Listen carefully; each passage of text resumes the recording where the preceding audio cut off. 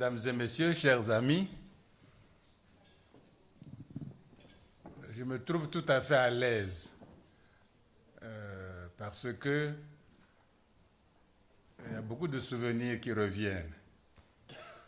Quand on était à un rendez-vous à Ouagadougou, on saluait, le président Sankara saluait les invités et il ne me connaissait pas, bien sûr. C'est la première fois qu'on se voyait et je me suis présenté au Benga. Il dit, ah, attention toi là, hein? Il faut qu'on discute. Il faut qu'on discute. Il dit, bon, monsieur le président, le calendrier est très serré. Il dit, non, il faut qu'on discute, même demain, qu'on va poser les rails du chemin de fer, on va discuter.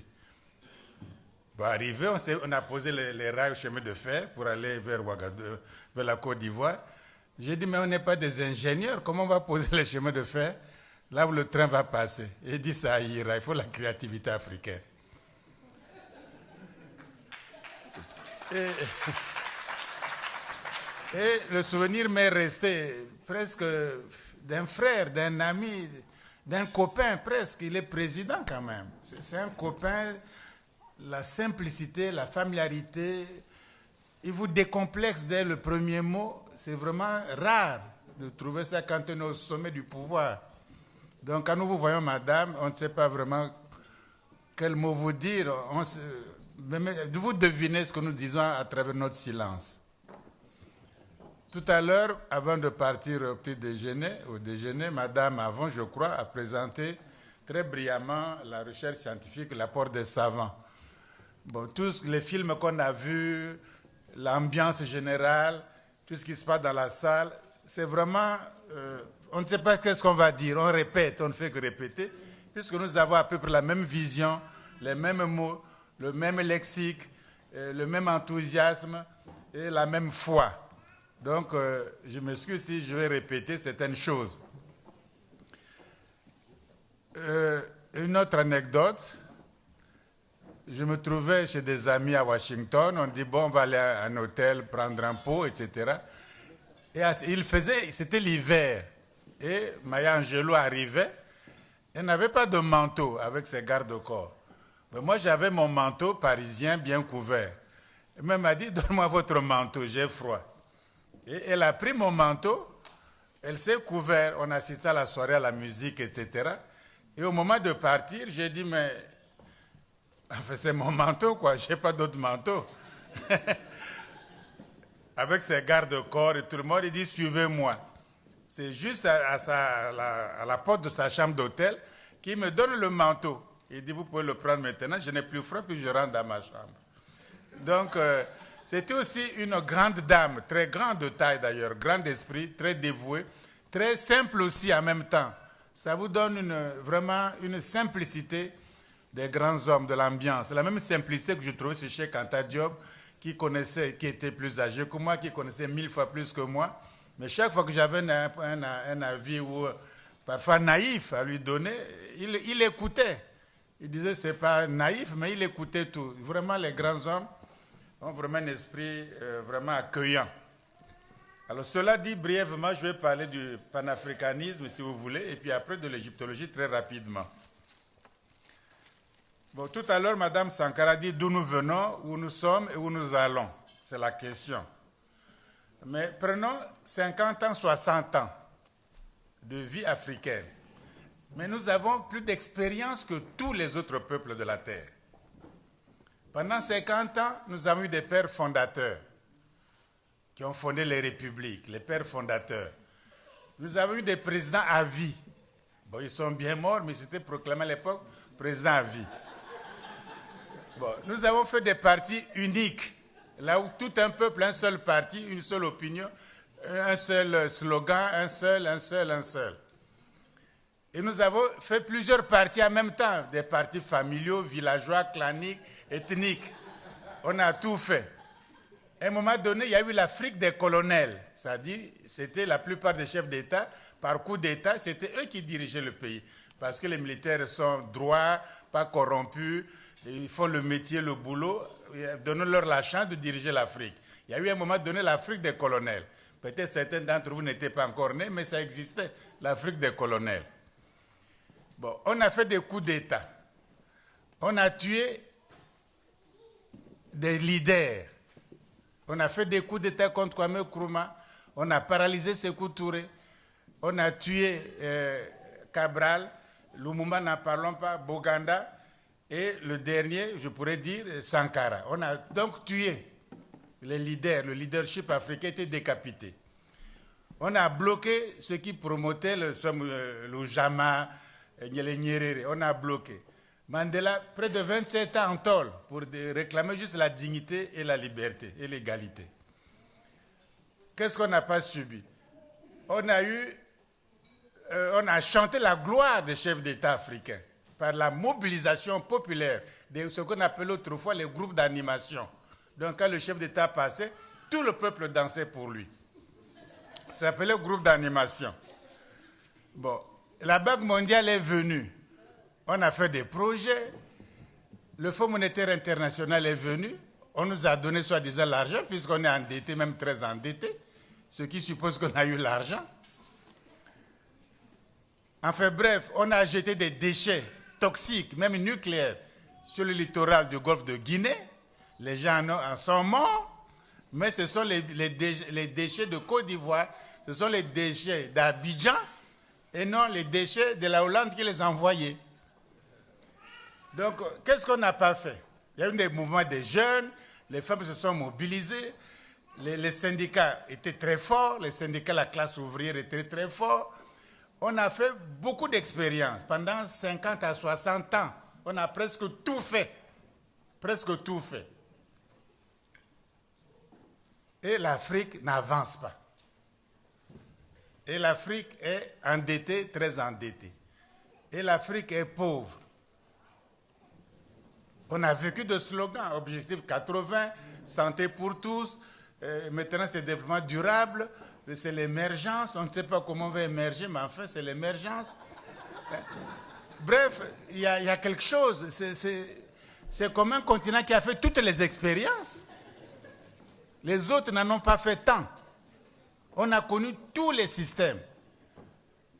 De président à vie, président tout seul, présidentiel, président avec un premier ministre, président avec même 2, 3 vice-présidents. Il est président, mais il y a un premier vice-président, deuxième vice-président, troisième vice-président. Un pays avec 3 ou 4 présidents, 4 ou 5 premiers ministres. Qu'est-ce qu'on n'a pas connu? Et nous sommes même le premier, par rapport à l'Europe, à donner un premier ministre femme. Il y a le président de la République ou empereur, et le premier ministre, c'est une femme. On a nommé, avant même la France, avant que le président Mitterrand ne nomme Edith Cresson Premier ministre, l'Afrique avait déjà nommé une dame Premier ministre, en RCA. Qu'est-ce qu'on n'a pas fait comme expérience? Les coups d'État, les guerres civiles, les conférences nationales. On a tout fait. Et ça n'avance pas. Les États sont fragiles. On tue quand on veut. On envoie la CPI quand on veut. Enfin, on répand les maladies quand on veut. On mange des poulets dont on ne connaît jamais les cuisses. On voit que les cuisses. Oui, on ne sait pas d'où viennent ces poulets. Donc même pour la santé des gens, la sécurité alimentaire n'est pas assurée. Alors qu'un continent qui a des lacs, des fleuves, des cours d'eau, qui peut faire des choses extraordinaires. Mais il y a un problème, les schémas qu'on fait sont des mauvais schémas. On ne peut pas les continuer encore. Rien que ça. Mais on va aller où maintenant? Qu'est-ce qu'on va faire? Une conférence nationale encore? Bon, on va faire quoi? Libérer qui est encore en prison? Oui, comment on va faire maintenant? Il n'y a aucun schéma. Tous les schémas sont usés. Or, aujourd'hui, dans le monde tel qu'il l'Europe ou l'humanité est conduite par l'Europe, les puissants, il faut être fort, puissant. Si vous êtes fragile, vous êtes ami ou quoi, ça ne compte pas. On vous écrase quand il le faut. L'Europe ne tolère pas la fragilité. L'Europe ne tolère pas l'impuissance. L'Europe ne tolère pas, n'aime pas la faiblesse. Ils appellent autrefois les chinoiseries. Aucun Européen ne dit maintenant les chinoiseries. Parce que la Chine est forte, puissante, et on dit discutons affaires. Discutons les affaires. On ne dit plus les chinoiseries qui mangeaient un bol de riz par heure, qui est le tiers-monde, qui étaient des vauriens, des bibelots. On ne dit plus les chinoiseries. Parce qu'ils sont forts. Il n'y a pas d'amitié. Il n'y a pas de partenaire. Ça n'existe nulle part. Or, l'Afrique fait le NEPAD par des partenaires. Mais qui vient? Mais enfin, quel est le partenaire de l'Allemagne même? Ils font tout seuls. Quel est le partenaire de la France? Quel est le partenaire de l'Angleterre? Quel est le partenaire des États-Unis? Ou quel est le partenaire des Chinois? Mais l'Afrique dit que j'ai un projet, il faut que les bailleurs de fonds et les partenaires. Quel est le bailleur de fonds de la France? Ils sont déficitaires depuis au moins 30 ans. Ils ne sont pas aidés. Quel est le bailleur de fonds de l'Allemagne? Là où ils croisent les bras, ils ont des projets, et puis un bailleur de fonds, est-ce italien ou grec qui viendrait les financer? C'est la Grèce qui viendrait financer l'Allemagne? Mais l'Afrique croit encore à des mythologies comme ça, les bailleurs de fonds, les partenaires, ça n'existe pas. On a fait tous les schémas. Nous avons fait tous les schémas, tous les schémas. Moi, je ne vois pas quel schéma qu'on peut faire encore. Une conférence nationale, un parti unique, on a tout fait déjà. Et ça ne marche pas. Les pays sont de plus en plus désorientés. Il faut donc changer carrément de perspective, carrément de changement. Créer un parti, que le Congrès devienne un parti politique, et vous nommez Mme Sankara chef du parti, et puis on dirige le pays.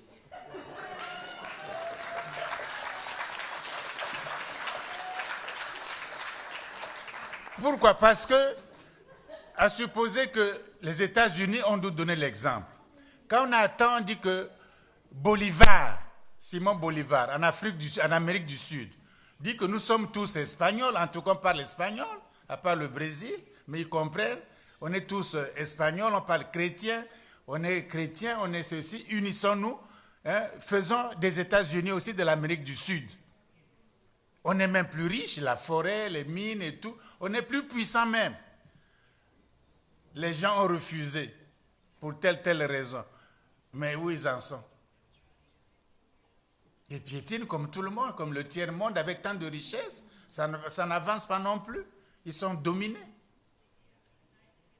Ceux qui ont fait les États-Unis à Philadelphie, le plus vieux, c'était Benjamin Franklin, il avait 80 ans.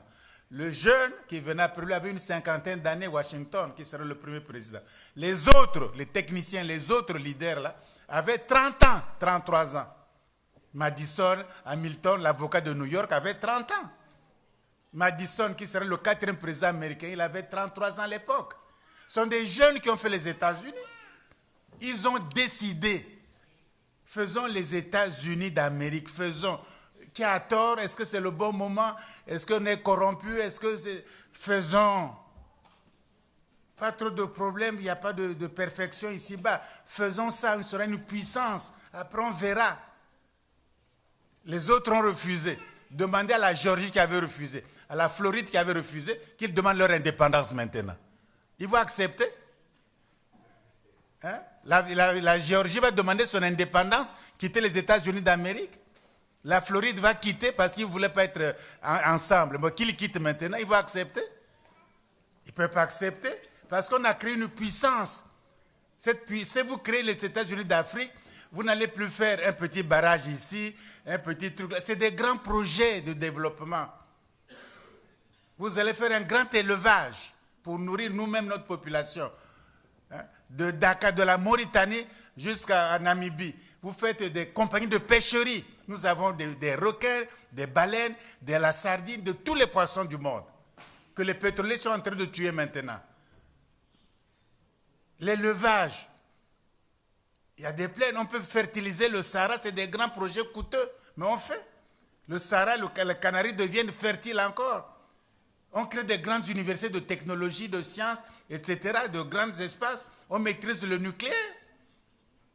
Si vous êtes faible, vous êtes écrasé. Donc, par précaution, on fait ça. On fait des grands projets.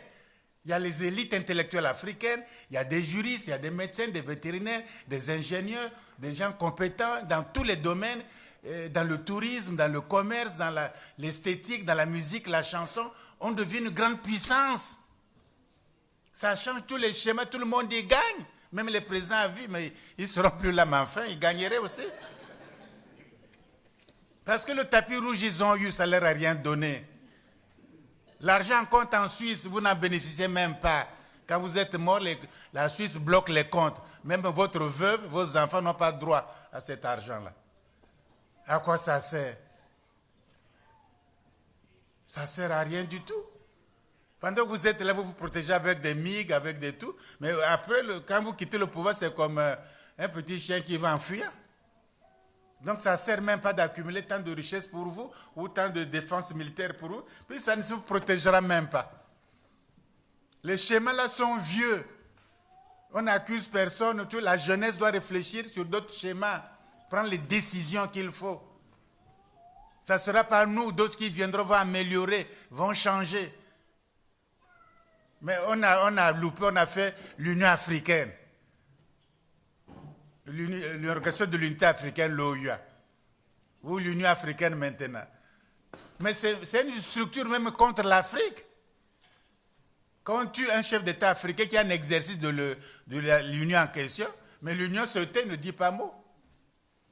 Puisque Bruxelles finance. Il dit, je vous paye les loyers, les fonctionnaires, les Africains même ne cotisent pas. Bon, taisez-vous. Est-ce qu'on peut se développer? Est-ce que cette union peut représenter l'Afrique vraiment? Quand c'est financé par Bruxelles. Celui qui donne l'argent dicte sa politique. Il ne faut pas parler de ça, il ne faut pas parler de ça, il ne faut pas parler de ça. Il ne faut pas parler de Mugabe, c'est un démon. Il ne faut pas parler de Sankara, c'est comme ça. Il ne faut pas parler d'un tel, il ne faut pas parler d'un tel. Moi, on parle de quoi alors?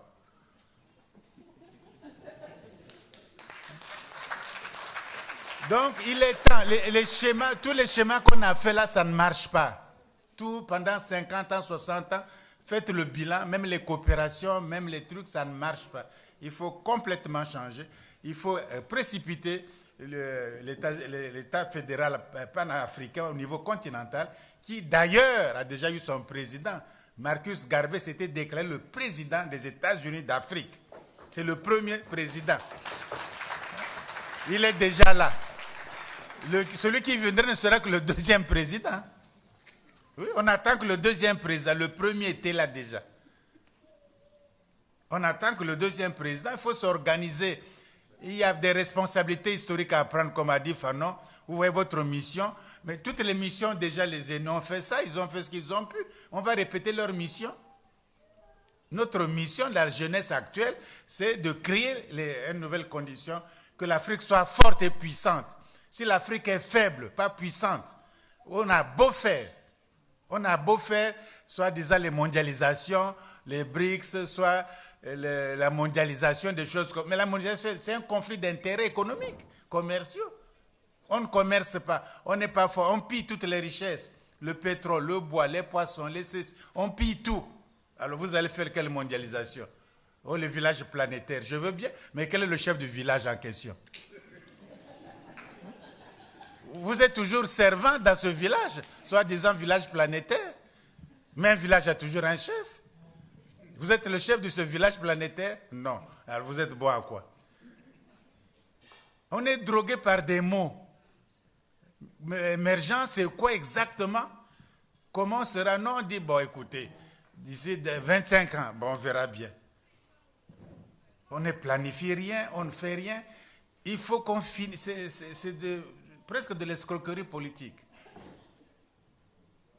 Donc, en attendant, là où on a, si on peut faire, il faut faire des grands projets panafricains. Voilà pourquoi j'essaie de convaincre les hautes autorités politiques de mon pays pour créer, je dirais même la plus grande université du continent africain.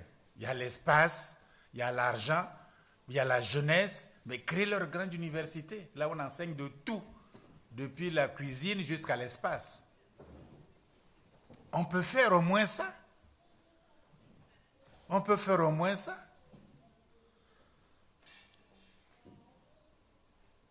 Le deuxième point sur lequel je voulais insister, très rapidement, c'est celui de l'égyptologie.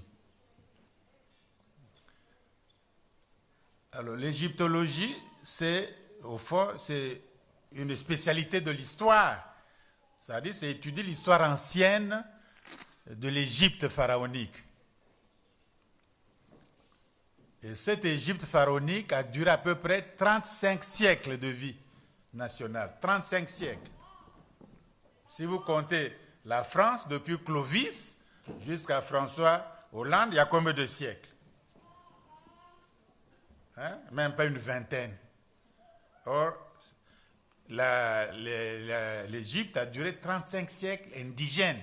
Les pharaons indigènes, locaux, nationaux, ont dirigé le pays pendant 35 siècles environ. Alors, ce royaume africain était localisé le long de la basse vallée du Nil, en Afrique orientale, nord-est. Et le Nil débouchant tombant dans la Méditerranée, donc le long de la basse vallée du Nil, la haute vallée étant la Nubie, etc. Donc géographiquement, c'est une contrée africaine, géographiquement. Or déjà géographiquement, on vous enlève ça, on dit c'est le Proche-Orient. Mais le Proche-Orient, quelle est sa localisation géographique? On ne sait pas trop. Bon, si je suis au Japon, il y a l'extrême Occident, c'est-à-dire la France et l'Angleterre. Est-ce qu'on les appelle l'extrême Occident? Pourquoi on appelle les autres extrême Orient? Mais on devrait aussi appeler l'extrême Occident. Ça ne marche pas, la psychologie, non. C'est eux qui sont Proche-Orient, Moyen-Orient, Extrême-Orient, hein, Middle East, mais les autres, l'Angleterre, tout ça, l'Irlande, c'est l'Extrême-Occident. Mais on n'en parle pas. On n'en parle pas. Vous voyez bien que déjà c'est... Donc, ils veulent dire que c'est le Proche-Orient, Middle East, c'est des histoires. Quelqu'un a les limites géographiques de ça. C'est purement idéologique. C'est purement idéologique. Mais autrement, géographiquement parlant, physiquement parlant, concrètement, l'Égypte pharaonique était bien sur le continent africain. Donc, on balaye déjà l'argument, disons, géographique. Maintenant, ils étaient, des Noirs, on a créé une race brune. Donc, de tous les peuples méditerranéens, c'est la seule race brune. Les Grecs ne le sont pas, les Romains ne le sont pas, il n'y a que. Enfin bref, on a fait les dosages de la mélanine pour doser le taux de mélanine dans la peau. On a fait ça à Liverpool, on a fait ça à Manchester. On a publié ces études plus ou moins secrètement. Ces études disent parfaitement que la peau n'est pas brown ou dark, ils disent bien c'est black. C'est écrit comme ça en anglais. Cheikh Anta Diop a fait les mêmes dosages. Il a demandé au professeur Moni de venir les voir au laboratoire à Dakar. La mélanine, le dosage est très fort de la mélanine. Et le professeur Bilolo, ici présent, a étudié ce qu'Aristote a dit de Vizou. Il a dit que les Noirs, les Égyptiens ne sont pas noirs. Les Égyptiens sont très noirs. À Ghan, mélanèse. Ils sont très noirs. C'est Aristote qui le dit. Il a été là-bas.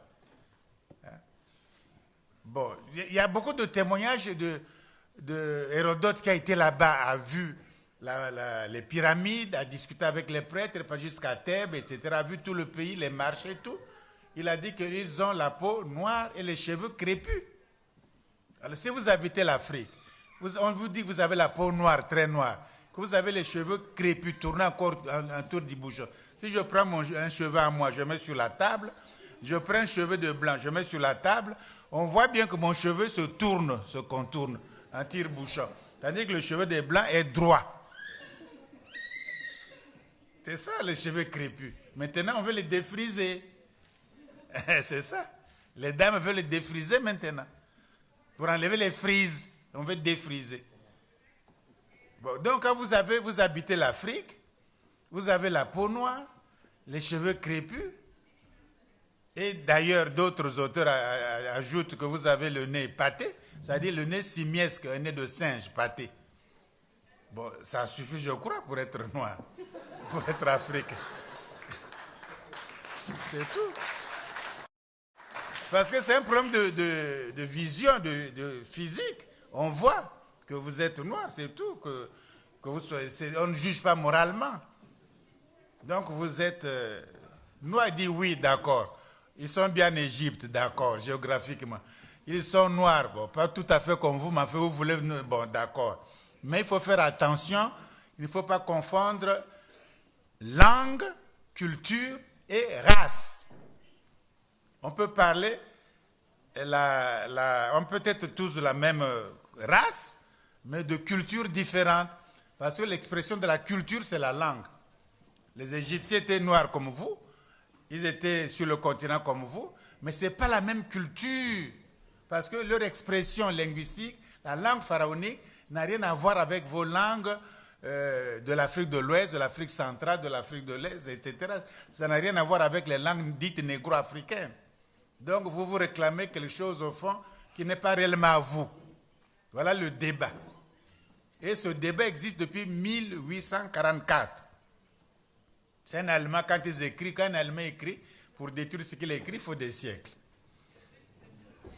Oui.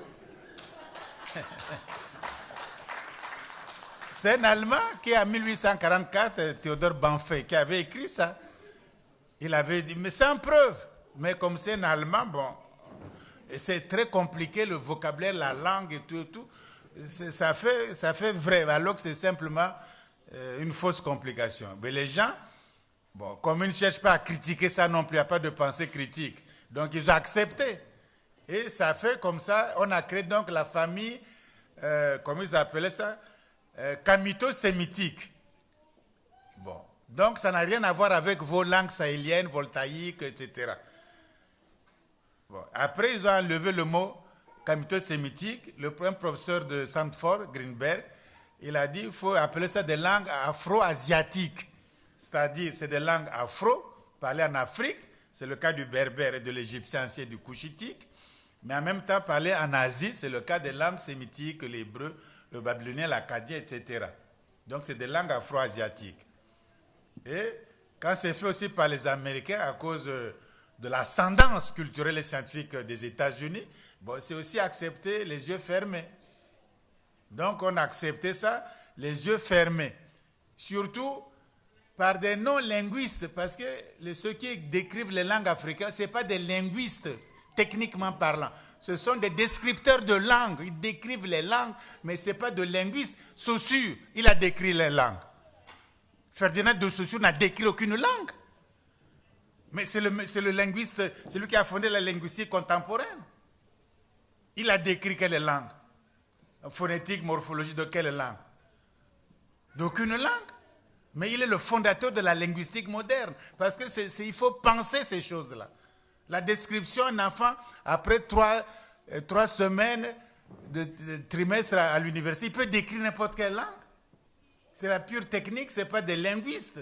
C'est des descripteurs de langue. Ils sont imposés comme linguistes, le Wolof, le ceci, le Germanco, des choses comme ça. Ce n'est pas des linguistes. Ce sont des descripteurs de langue. Ils ne peuvent pas mener le débat scientifique. Moi, j'ai la chance d'aller à l'école de Saussure. Là, on apprend qu'est-ce que la linguistique réellement. Et puis la chance d'avoir le professeur Benveniste, il a décrit quelle langue. Il a fait la comparaison. Alors, on apprend techniquement. Au fond, même, je ne comprenais pas. Ils m'ont bien expliqué que ça se fait comme ça, comme ça. Alors, maintenant, c'était le débat qui restait. On a fait une grande conférence à Barcelone. Une grande conférence. Là où le professeur Bilolo était là. Et on m'a confronté avec un professeur linguiste, descripteur aussi d'ailleurs, de Los Angeles, UCLA. Il travaille avec les ordinateurs. Il avait 3 ordinateurs, il projette. Il a mis 1000 mots dans un ordinateur égyptien. Dans un autre ordinateur, 1000 mots de langue sémitique, acadien, babylonien. Et il demande à l'ordinateur, donne-moi les racines communes. Bon, l'ordinateur fait le boulot, trouve ça marche. Ça, quand ça ne marche pas, il dit blank. Il laisse blanc, blanc, blanc, blanc. Quand ça marche, il dit OK. Et il a exposé ça. Bon. Moi, j'ai dit, bon, moi, je suis plus fort que votre ordinateur. Ouais, moi, je vais, là où il a mis blanc, moi, je vais remplir. Il n'aura pas de blanc, on verra bien. Et quand j'ai rempli ça, donc c'est comme un jeu d'enfant, quand j'ai rempli ça, j'ai dit maintenant, vous voyez, vu que l'ordinateur avait raison de faire les blancs beaucoup, parce que ça ne matche pas, ça ne va pas ensemble. Pourquoi vous n'avez pas chez votre ordinateur? Par idéologie. Votre ordinateur a dit non, ça ne va pas ensemble. Il fallait respecter. Et vous n'auriez pas trouvé votre afro-asiatique là. Mais comme vous forcez les choses, vous trouvez afro-asiatique. Bon, c'était tellement... Enfin, je le dis maintenant de façon polie, j'étais même gêné parce que c'est quand même un savant et tout. Bon, c'est quand même un collègue, bon, on ne peut pas descendre plus bas que ça. Hein? J'étais même moi-même très gêné, bon, j'ai arrêté. Et puis quand on est parti prendre le pot le soir, il disait oui, vous êtes affreux. J'ai dit non, c'est vous afro-asiatique. Il voulait faire le jeu de mots sur le mot affreux, afro-asiatique. J'ai dit c'est vous qui êtes affreux parce que vous devez abandonner l'afro-asiatique. Bon, c'était amical, mais enfin, techniquement, c'était gênant. Mais de bonne foi, arrivé aux États-Unis, il a changé. Il a dit, on s'est trompé, il a changé. Mais les autres n'ont pas changé. Ils ont continué, ils ont fait la guerre. Ils ont eu 49 auteurs. Ils ont un livre de 400 pages. Et ils ont attaqué Cheikh Anta Diop, Molefe Assanté, les Jeffries et tout. Ils ont attaqué tout le monde. Ils m'ont attaqué. Bon, moi, j'ai dit, moi, je réponds pour moi.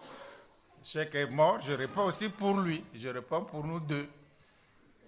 Voilà. Alors, c'était même... lisez les livres. Enfin, même leur dame l'on disait, ce n'est plus des singes au bord de la Seine. Hein, c'est des gens, il faut les respecter. Même c'était pénible à dire. Parce qu'en fait, ils ne connaissent pas. Ils ne connaissent pas, ils prétendent connaître. Ils ne connaissent ni l'acadien en question, ni le babylonien, ni les langues sémitiques, l'hébreu, le phénicien. Ils ne savent pas. Le palmérien, tout ça, la langue du Christ, c'est l'araméen. Ils ne savent pas. Le syriaque, ils ne connaissent pas. Ils croient éblouir les gens comme ça en disant les langues sémitiques. On connaît les langues sémitiques. On connaît l'égyptien ancien. Hein? On connaît les langues africaines. On a la technique de la comparaison. Alors pourquoi ne pas faire le boulot? Donc au fond, ce débat est fini. De l'Égypte, noire, pas noire, africaine, pas africaine. Bon, il reste peut-être l'ignorance. Mais autrement, comme a dit madame, c'est fini maintenant. C'est déjà acquis. Mieux, il y a eu le colloque du Caire, puisque l'UNESCO a fait les volumes, les 8 volumes d'histoire de l'Afrique. 8 volumes.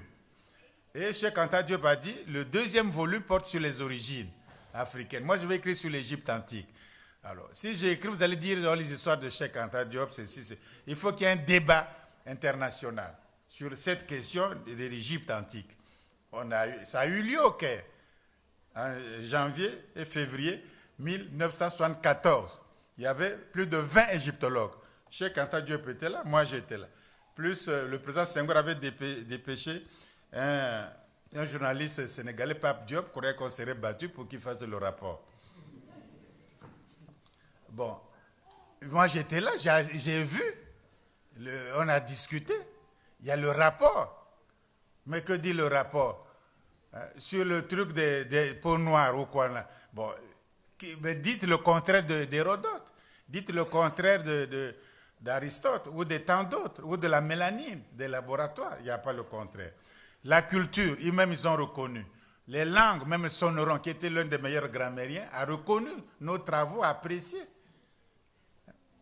Ils ont dit même qu'il y a eu des résolutions. Donc ce problème-là, toutes les thèses fondamentales défendues par Cheikh Anta Diop dans la Nation Agriculture ont été validées pendant le colloque international au Caire. Il n'y avait que 2 Africains, non, 3 même, un Soudanais. Un Soudanais, Abdallah, professeur Abdallah. Bon, quand on a commencé le débat, Cheikh avait dit le mot peut-être Égypte noire, Kemet noire. Abdallah se lève et dit que non. Professeur Cheikh Anta Diop, vous avez tort. Le mot Kem ne veut pas dire noir en égyptien ancien. Alors moi qui dormais un peu, je me réveille.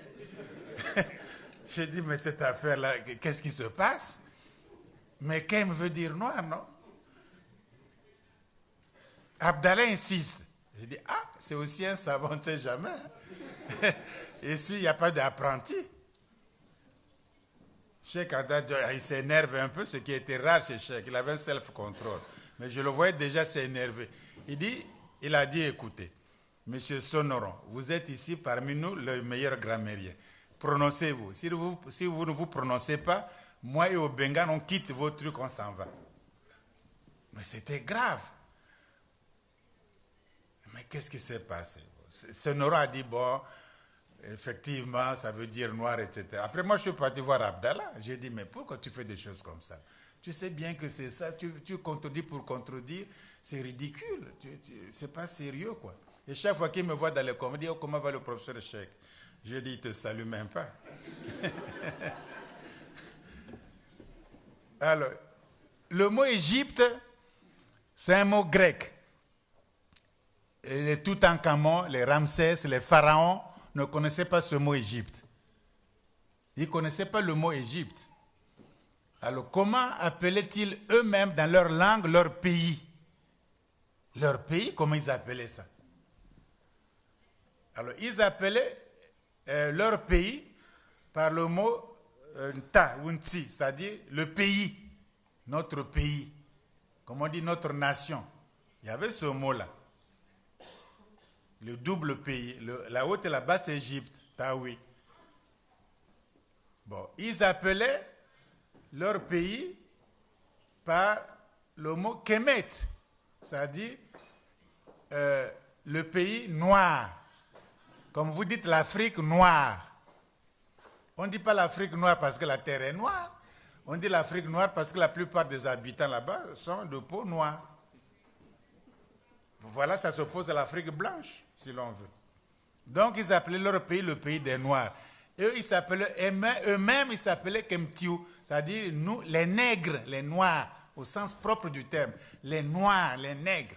Kemtiou, nous sommes des Kemtiou. Par rapport, bien sûr, à la Méditerranée blanche, aux Asiatiques, aux Grecs, etc., on s'identifie, c'est ça l'identité dont on parle aujourd'hui. Ils se sont identifiés comme Noirs dans leur propre langue. Le copte dit ça. Hein? Ce sont des hommes, des Romains. Lomé, Mouloumi, Lomi. L'homme, c'est ça le mot qu'on retrouve partout. Au Cameroun, tout. L'homme, le mari, l'homme. Ça évolue, mais ça veut dire l'homme. C'est le même mot exactement. Donc, voyez-vous, aujourd'hui, la bataille est plus ou moins close.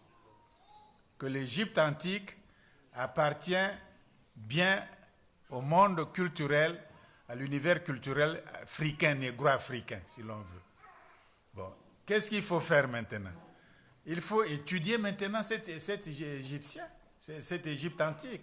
Étudier la langue, étudier les pharaons, les fondateurs de ça, les Narmer, les Ménès, il faut étudier. D'ailleurs, on dit même, quand on dit en français, le roi s'appelle Narmer, par exemple. On ne comprend pas bien. Mais en fait, il s'appelle le poisson électrique. Nous avons des noms comme ça en Afrique. Je m'appelle le poisson électrique parce que dès que vous le touchez, il vous électrifie. C'est-à-dire il est fort, il se défend. C'est un poisson électrique. Il y a des reines qui s'appellent Kemsit. C'est-à-dire la négresse. Nyapi, Mundombi, quoi. Elle s'appelle comme ça, c'est la femme d'un pharaon. Elle s'appelle Kemsit, la négresse. La noire, elle est égyptienne à 100%. Il y a des femmes qui avaient des bibliothèques. La reine Ti avait une bibliothèque privée. La reine Hatshepsut faisait les fards de beauté, les parfums avec le lotus dans ses appartements elle-même. C'est écrit noir sur blanc. Elle faisait des parfums. Donc le fameux parfum là avec les lotus, ce n'est pas l'histoire qu'on copiait. Les Grecs n'ont pas de parfum, n'ont pas d'encens. cette dame-là, Pharaon, fabriquait les parfums, les fards, les lotions, etc. de beauté dans ses appartements, dans son palais. C'est écrit noir sur blanc. Oui. On fait un complot contre un pharaon. Une femme veut placer son fils comme pharaon, avec quelques conseillers. On découvre le complot. Le pharaon Ramsès, il dit, bon écoutez, bon, il y a la justice. Allez à la justice, au tribunal, juger ces gens. Le pharaon, il pouvait dire non, ils m'ont voulu faire les condamner. Non. Il a dit, mettez-les, que la justice se prononce. Ce sont mes conseillers qui ont fait ça, un tel, et pourtant on est ensemble. Bon, faites la justice. D'autres par honte, au moins un ou deux se sont pendus eux-mêmes, par honte. Mais la justice a eu cours, il n'était pas intervenu. Que la justice ait lieu. Dans l'Égypte antique, il n'y a pas de prison d'État. Socrate est mort en prison d'État. On lui a donné la ciguë, on l'a condamné à mort par vote démocratique. Les 11 ont voté, un vote d'ailleurs pas très majoritaire, et il a été quand même condamné à boire la ciguë parce qu'il corrompt la jeunesse et il ne respecte pas les dieux de la cité. Il a été condamné pour ça, à mort, peine capitale, en prison d'État, à boire la ciguë. Il n'y avait pas encore les chaises électriques, donc on donnait la ciguë. Mais en Égypte, il n'y a pas une prison d'État, privation de liberté d'État. Pourquoi les Égyptiens? Il y a la punition. Tu as volé, tu as fait du mal, on punissait. La punition existe, mais pas la peine capitale ni la prison d'État. Pourquoi? Parce qu'un être humain, il est sacré. Il a d'abord son nom. Son nom est un nom sacré. Tout à l'heure, on a dit que le nom, c'est le destin de quelqu'un. C'est le destin. Il y a en lui son cas, c'est-à-dire un élément spirituel qui le met en connexion avec l'univers entier. Il y a son bas, c'est-à-dire l'espèce de double, son âme. Il y a le shouti, il y a beaucoup d'entités spirituelles dans l'être humain.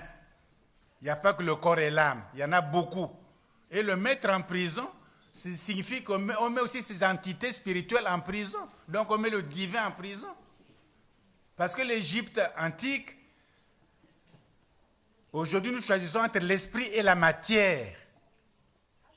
On est matérialiste, on est spiritualiste. Entre les deux, l'Occident a tranché entre matière et esprit. La civilisation pharaonique, il combine quelque chose qui est comme matière, quelque chose comme esprit, les deux à la fois. Donc voilà pourquoi on n'arrive pas à faire les pyramides. Rien qu'avec l'esprit, tu ne peux pas. Rien qu'avec la matière, tu ne peux pas. C'est quelque chose qui n'existe pas encore, qu'ils avaient ensemble. Le divin était presque apprivoisé. C'était presque ce que nous appelons miracle. Pour eux, ce n'était pas le miracle. Ils avaient cette puissance-là. Et aujourd'hui, nous avons séparé. Depuis Descartes, on ne fait que raison, raison, raison. Quand on ne fait pas ça, c'est miracle, c'est superstition, c'est la magie noire, c'est les trucs bantous, c'est le fétichisme africain, et c'est l'animisme, etc. On qualifie mal avec les trucs. Il reste que la raison pure et dure. Que même les philosophes ici, les Kant, Hegel, etc., ont même critiqué les Lumières. Il n'y a pas que la raison. Il y a le sentiment et la sensibilité. Mais l'Europe a fait que cette voie-là. Les autres ont fait aussi cette voie un peu, quelque chose qui n'est pas matière, quelque chose qui n'est pas... Même aujourd'hui, dans le CNR à Genève, on ne voit pas cette matière, mais on voit que la trace qu'elle reste. Quel est ce phénomène-là? C'est plus ou moins spirituel, la matière. Les Égyptiens avaient la connaissance de cette chose-là, qui est matière, esprit à la fois, les deux combinés, que l'Occident a séparés. Et ceux qui avaient étudié ça, à l'Égypte pharaonique, sans être égyptiens ou africains, sont devenus des grands dans l'histoire de l'humanité. C'est Thalès, c'est le fondateur de la science en Occident, en Grèce, pour s'interroger sur l'univers. Il a eu ça là-bas. Eux-mêmes, ils le disent. C'est Pythagore. Parce que pour les Égyptiens, le monde est nombre. Le monde est un nombre qu'il faut déchiffrer. Et Pythagore a trouvé cette solution-là. Platon a trouvé qu'il y a le monde actuel, mais il y a le monde des idées. Le monde, c'est un monde divin, le monde des idées. Et ici-bas, c'est plus ou moins la concrétisation matérielle, gauche, la droite, de ces idées-là. Autrement, la perfection, c'est les idées. Mais l'Égypte avait ces deux ensemble. Comment vous allez faire la pyramide? On a dit tout à l'heure, on ne sait pas comment on a fait, on ne peut pas imiter, etc., etc. Les Allemands ont eu la permission, ont fabriqué des robots. Ils ont envoyé à l'intérieur des pyramides, les robots, pour voir avec les lasers. Hein? Et l'un des robots a été cassé 2 fois. Il ne pouvait pas franchir un mur. Ils ont voulu faire 3e fois, le gouvernement égyptien a dit non, ça a arrêté. Il faut voir le bateau qui a amené le cadavre de Khufu, de Khéops, hein, pour l'enterrer. À Gizeh, il faut voir le bateau sur lequel le Nil, etc. Mais rien que quand vous voyez là, vous dites, c'est pas un homme. C'est pas un homme, quoi. Il y a quelque chose de... Même il est mort il y a des millénaires, mais il y a quelque chose il y a un environnement terrible. On a... je sais pas, on a peur. Et vous avez la momification. Donc, quelqu'un qui est vivant au temps de Moïse dans la Bible, Moïse. Et vous voyez son corps intact. Ramsès II, son corps est là. Le père de Ramsès II, Séti Ier, son corps est là. Les autres Ramsès, son corps est là. La mère, etc. Le corps est là, vivant. Enfin, vivant, mort, momifié. Hein? Quelle est cette civilisation? Même Mao, on est obligé d'enterrer les Lénines et tout ça, les Mao, parce qu'on n'arrive pas à bien momifier, ça produit des champignons, on est obligé de les enterrer. Mais la momification égyptienne est là. Encore quand on fume les cigarettes, on lève le coca, on a les détruit, mais malgré tout, l'air est pollué, mais malgré tout, il résiste encore. Voyez-vous, c'est une civilisation puissante. Donc, alors, quand tout le monde connaît cette civilisation, il y a des livres, il y a des trucs qu'on peut connaître, etc. Mais le problème, c'est que pendant Equiano, Oladaou Equiano a dit que l'esclavage ne détruit pas seulement le corps, mais détruit l'esprit. Ça détruit l'esprit. Tu n'as pas de nom, tu t'appelles Jackson ou quoi, tu n'as pas de famille, tu fais les enfants, les vends.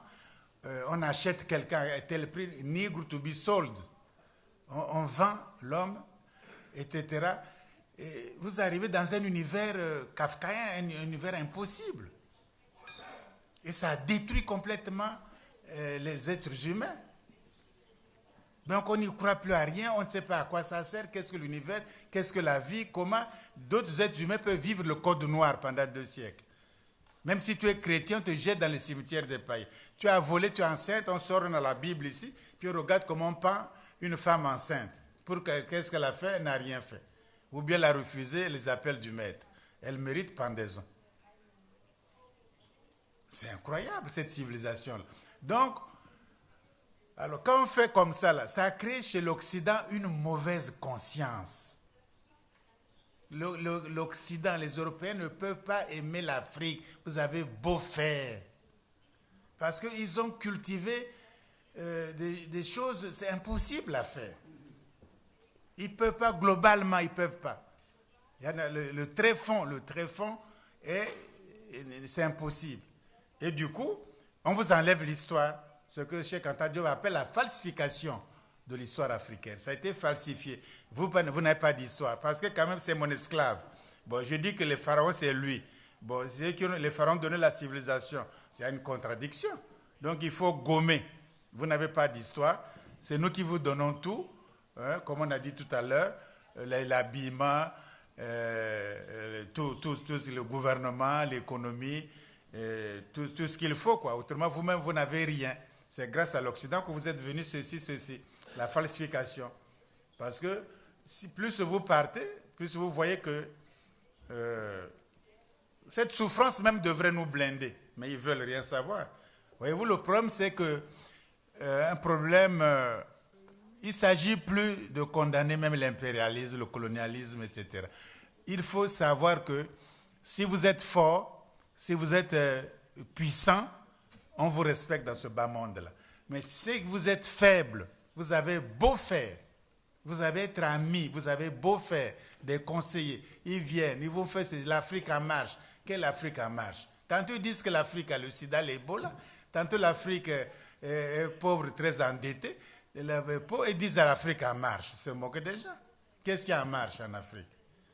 Quand ils polluent, tout le golfe de Guinée, le pétrolier pollue tout, depuis Pointe-Noire jusqu'à partout il pollue. Le golfe au Nigeria c'est pollué, le delta. Et ça c'est l'Afrique en marche. Ils financent les coups d'État, ça c'est l'Afrique en marche. Non, je crois que dans ce bas monde-là, les Chinois, voilà la géopolitique, les Chinois bâtissent la Chine. Ils ont leur programme, ils ont fait la longue marche, ils ont fait le bambou, le rideau de bambou, ils ont développé le nucléaire, les sous-marins, l'espace, l'économie, ils se battent, ils se développent, ils s'ouvrent maintenant l'Europe. On construit comme ça. Même la Russie, c'est une grande puissance. Ils interviennent, on ne peut pas les bousculer facilement. L'Inde aussi se fait. Bon, les Arabes essaient de se reconstruire avec tous les problèmes qu'on connaît. Bon, l'Amérique latine, autant de il y avait l'idée de Mercosur, etc., je crois que c'est tombé. Mais en fait, ils veulent aussi essayer de bâtir quelque chose ensemble. Les États-Unis sont des plus grands stratèges.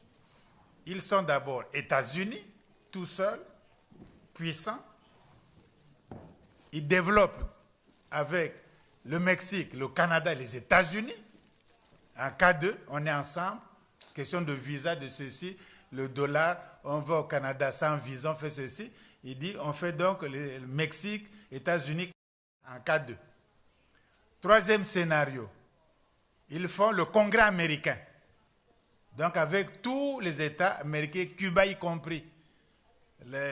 Tout ce qui est Amérique du Sud, Amérique des îles, il s'appelle le American Congress. Ils sont le Congrès américain, ils se réunissent régulièrement. Les États-Unis jouent encore sur l'Atlantique, l'Alliance Atlantique. C'est les chefs de l'OTAN que De Gaulle avait quitté, Sarkozy a réintroduit. Ils sont à l'OTAN. Donc nous sommes pourtant l'océan Atlantique, mais nous ne sommes pas partis de l'OTAN. Trop faibles. Ils sont à l'OTAN. Les États-Unis jouent sur le tableau des Pacifiques, les pays pacifiques. Ils sont avec la Chine, le Japon, les Coréens, c'est le Pacifique. Ils se retrouvent pour discuter les problèmes du Pacifique, les pays du Pacifique. Ils sont dedans. Donc, ils sont dans le monde entier, vous voyez bien. L'Afrique n'est dans aucun scénario de demain, que ce soit militaire, sécuritaire, scientifique, on n'est dans aucun scénario. Dans aucun scénario. Alors donc, les voies les tapis, les pères fondateurs, c'est un mauvais schéma. Il faut abandonner ce schéma. C'est pénible, mais il faut l'abandonner. Il faut faire la propagande maintenant, développer les idées de l'État fédéral. C'est la seule issue. C'est trop tôt, on ne sait pas. C'est trop tard, on ne sait pas. C'est jamais trop tard ni trop tôt. Ce n'est pas même des questions. On n'a pas fait les États-Unis trop tard ou ni trop tôt. On a trouvé qu'il faut faire, on verra bien. Et ils ont fait ça. Les Obama peuvent jouer les jeux, ils deviennent présidents. Parce qu'on fait, mais ça ne finira pas avec nous l'Afrique. Les gens vont redresser les programmes, vont redresser ceci. Le tout est de faire pour être puissant. L'Afrique a besoin d'être puissant, même pas de développement, parce qu'on ne se fera jamais développer. L'Afrique a besoin de puissance, comme ça, vous jouez votre carte de façon autonome. Ça sera difficile. Pourquoi? Parce que si l'Occident ou l'Europe sent que l'Afrique se retire un peu, bon, ils vont commencer à faire une violence extrême, à tuer les gens, les jeunes, etc., faire des rafles, etc. Parce qu'une puissance africaine qui va dire non, nous ne voulons pas que vous venez faire la pêche en Mauritanie, prendre les poissons comme ça. Non, nous ne voulons pas que vous traversiez, que tous ces bateaux qui vont en Afrique du Sud ne traversent pas tous ces sous-marins-là. Ce sont nos océans, dans nos eaux territoires, on ne veut pas. Le pétrole, nous-mêmes, nous pouvons le faire. Le ceci, nous pouvons le faire, etc. Bon, l'uranium, Areva, le premier nucléaire du monde. Mais vous ne voyez pas que c'est... Il n'y a pas une seule... un grain d'uranium en France. Mais Areva est premier mondial. Ils prennent ça gratuitement, presque gratuitement au Niger. Mais si nous disons que c'est à l'État fédéral, c'est à nous, on ne prend plus ça comme ça. Donc l'Occident va subir la puissance africaine. On ne va plus être exploité pour faire leur force. On fait notre propre force. On n'est plus leur main-d'œuvre gratuite. Donc ils ne vont pas accepter ça. Ou s'ils acceptent, c'est la nouvelle génération accepte, disant, bon, discutons. On a été quand même colonie, on a été ensemble. Bon, discutons. Bon, d'accord, on discute à égalité. Mais il n'y a pas imposé aux gens. Ça sera dur. Mais c'est la seule voie. C'est la seule voie. On a tout essayé. La seule voie. Donc, nous avons un passé glorieux. C'est l'Égypte antique. Il y a Zimbabwe. Il y a le Ghana, Mali sont rares. Il y a les civilisations des Ashanti. Il y avait de l'or là-bas. Les tapis étaient en or. Les lits étaient en or. Les gens le disent. Les bouddhistes décrivent ça. Nous avons les Yoruba, grande civilisation. Ils viennent de l'Égypte. Ils en sont conscients. Les Ibo, le Bornou Kanem, c'était des grandes puissances. Les Sonra, il y avait le royaume de Cuba, le Luba, de Congo, le Monomotapa au Zimbabwe ancien. Il n'y avait pas de vide. Au Cameroun, non seulement les Njoya, tout ça, mais il y avait des royaumes, des grandes chefferies. Il n'y avait pas de vide. Si vous avez la Grand Lac, il y avait le Bunyoro, Boutara, Bouganda, il n'y avait que des royaumes là-bas. De l'euro était sacré, comme en Égypte. En Éthiopie, la même chose. Partout sur le continent africain, il n'y avait pas de vide. Les hommes ont dirigé, les femmes ont dirigé. Beaucoup. C'est une femme qui a mené les Akans en Côte d'Ivoire. Ils sont devenus les Baoulés. La reine Zinga, au Monomotapa. Non, la reine Zinga, en Angola, au sud de l'Angola, a tenu tête contre les Portugais, une femme, avec ses troupes, la reine Zinga d'Angola, de Matamba. Il y a eu des femmes partout au Sénégal qui ont dirigé le royaume Wolof. Et la femme, une historienne du Mali, a étudié les femmes du Mali. Mais quand j'ai lu le livre, il y a une femme du Mali, Véloré, qui était avec l'un des rois là, etc. Mais elle connaissait le Coran par cœur et elle s'occupait aussi de la bibliothèque du roi en question. Ça existe, parce que c'est nous qui ignorons. Donc les femmes ont une puissance extraordinaire sur le continent africain. Il faut qu'elles reviennent à leur rôle, il faut qu'elles reviennent au rôle de leaders. Elles étaient leaders. Elles ont dirigé des royaumes, des troupes militaires contre l'ennemi. Ils ont formé les Africains, donné l'éducation, donné la vertu, l'éthique. Donc on a quand même des valeurs sur place. On a des richesses, vous les savez tous. Les diamants, le bois, les forêts, les lacs, les poissons, l'agriculture, l'élevage. Il faut faire... Mais c'est le Kenya qui fournit les fleurs maintenant. Les fleurs, c'est au Kenya. Même la Hollande vient planter ça au Kenya maintenant. Les tulipes et tout, là, que ça ne pousse pas, ça pousse. Il y a le rhinocéros blanc au Madagascar. Il y a tout sur le continent africain, tout. Alors, il suffit maintenant de dire, nous travaillons, ceux qui veulent nous aider, de nous aider à nous émanciper, à faire notre force. Bon, on accepte. Si c'est les Chinois, on accepte. Si c'est les Européens, on accepte. Mais il faut qu'ils comprennent qu'on ne peut plus dominer, que chacun veut faire sa force.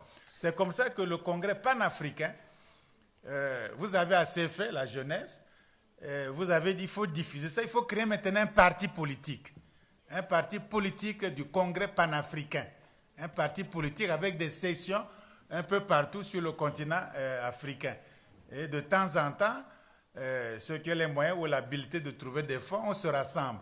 Et sur le continent africain, ça va donner une autre perspective.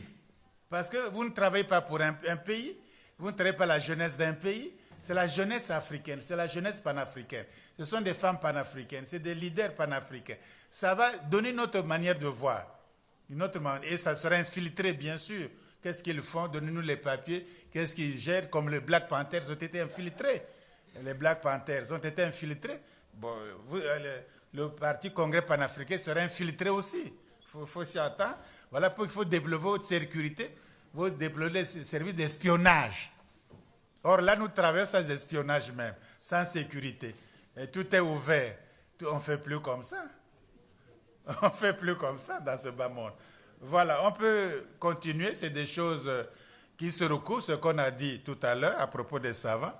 Ce que Mme Sankara qui a posé des questions pertinentes, d'où nous venons, où nous en sommes, où nous allons, c'est très important. Et chacun dessine son avenir, au moins retenons. Chacun dessine son avenir comme il l'entend. Il n'y a plus de raison à recevoir. Et je crois que si nous le faisons, la mémoire de Mandela, de tous nos morts, la mémoire de tous nos ancêtres, connus ou inconnus, les Bogandais, etc., la mémoire du continent africain, qui est la mémoire humaine, sera... et le monde va changer. Parce que ce n'est pas par hasard que l'Afrique est le berceau de l'humanité. Ce n'est pas par hasard. Ce n'est pas par hasard. Si le hasard de l'évolution a fait que l'homme est né sur le continent africain et que c'est de l'Afrique que l'homme est parti à la conquête des autres continents et bientôt à la conquête de l'espace, et c'est ce qui est un peu colossal, l'univers est immense, etc. Ben, nous sommes partis de cette histoire, de cette aventure humaine. Nous sommes partis de ça. On ne peut pas désister parce qu'on a subi l'esclavage, on a subi la colonisation, on a subi l'apartheid, on a subi tous les... etc. Au contraire, ça doit nous donner plus de force encore de dire, attention, si nous sommes faibles, on sera encore esclaves dans le monde tel qu'il va. Si nous sommes forts, on va nous respecter. Et si on nous respecte, on respecte aussi l'humanité. Puis nous sommes humains comme les autres. Nous ne faisons pas la guerre, nous ne faisons pas la conquête, nous ne faisons pas le mépris ou le dédain. Et nous aimons les autres frères de l'humanité. Donc nous voulons bâtir une autre humanité différente et non plus d'exploitation. Et comme nous sommes les richesses, le réservoir de l'humanité, ce qu'on connaît, ce qu'on ne connaît pas encore, nous sommes les richesses, ben, nous pouvons encore aider l'humanité à se développer avec nos richesses. Donc au fond, l'aventure que nous jouons n'est pas une aventure égoïste, n'est pas une aventure, disons, cloisonnée, repliée sur nous-mêmes. Au contraire, plus l'Afrique est forte et belle et extraordinaire, et plus le monde jouira de la puissance africaine. Tandis que nous ne jouirons jamais de la puissance occidentale, parce que c'est une puissance de domination. C'est ça l'idéologie qui est l'arrière-plan, de dominer les autres, qui n'existent pas, c'est moi qui commande. Voilà pourquoi ils n'arrivent pas à faire même l'Europe, parce qu'ils veulent dominer les autres. L'autre veut dominer la Grèce n'en veut pas, l'Allemagne veut dominer les trucs, ils veulent dominer les autres. Maintenant, c'est le couple, on ne peut pas faire l'Europe avec deux couples, couple franco-allemand, quel couple va faire? C'est des histoires, tout ça.